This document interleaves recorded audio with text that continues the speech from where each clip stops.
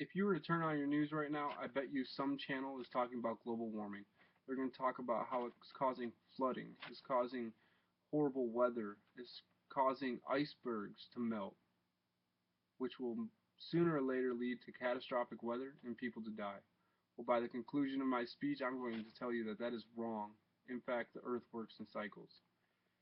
Changes have occurred in the weather and the Earth's core temperature for over 1,000 years.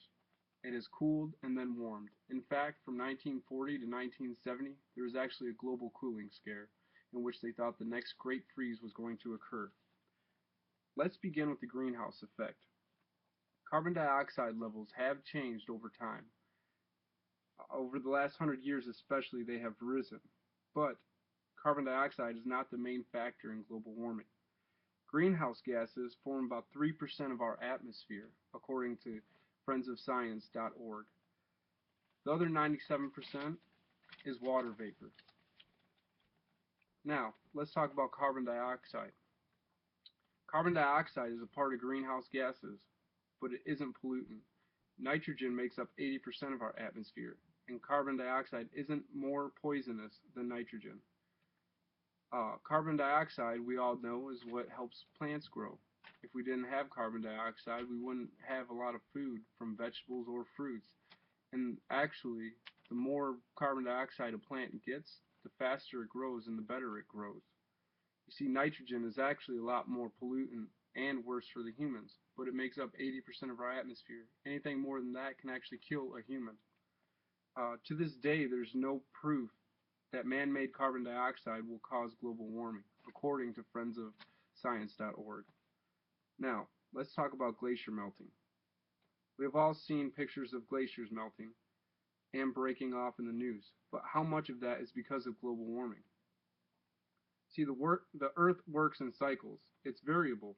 The Arctic region warmed from 1966 to 2005. Since 2005, there has been no warming.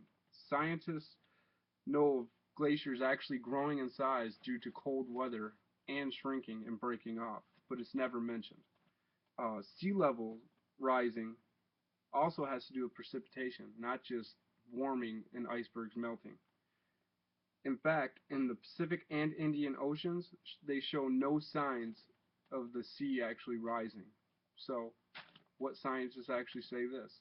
The only source I have that says this is friendsofscience.org. Now, you know some facts, and I challenge you to research it for yourself and see if you truly believe in global warming. Alright, so I have told you some facts about global warming and false accusations science have made. I told you about carbon dioxide levels and how carbon dioxide helps plants grow. I also talked to you about the Earth's temperature and how it works in cycles, including the global cooling scare from 1940 to 1970s. I told you about glaciers melting and how there have been no signs of rising sea levels in the Pacific or Indian Oceans. So, I'm telling you, global warming does not exist. In fact, it's a scare, and in 20 years from now, they'll probably be talking about the next great freeze, because everything works in cycles in this world.